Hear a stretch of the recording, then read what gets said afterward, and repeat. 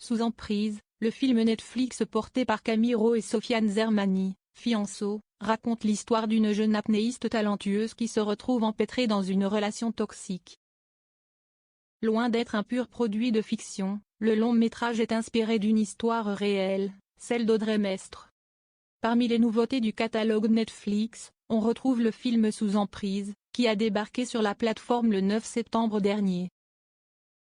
Signé David Rosenthal, ce dernier raconte l'histoire de Roxane, une étudiante passionnée par les fonds marins qui fait la connaissance de Pascal Gauthier, champion du monde d'apnée no limit.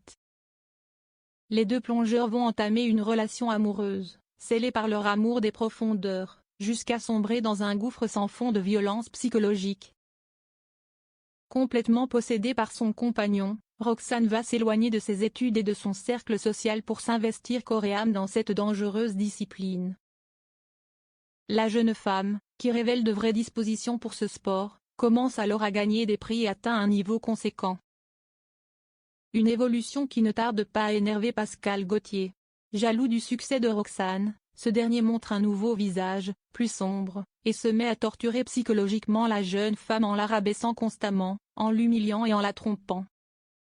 Sous emprise, la vraie apnéiste est morte à 28 ans. Le film, comme précisé dans sa bande-annonce, s'inspire de l'histoire d'Audrey Mestre, une apnéiste française qui a battu le record féminin d'apnée no limit à 2 reprises, en 2000 puis en 2001. Des exploits qu'elle est parvenue à accomplir avec l'aide de son mari, le champion Francisco Pipin Ferreira, rencontré quelques années plus tôt.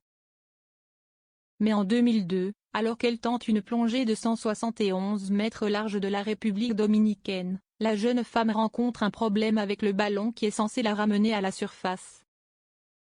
Son apnée, qui ne devait pas durer plus de 3 minutes, se prolonge sur plus de 8 minutes et demie.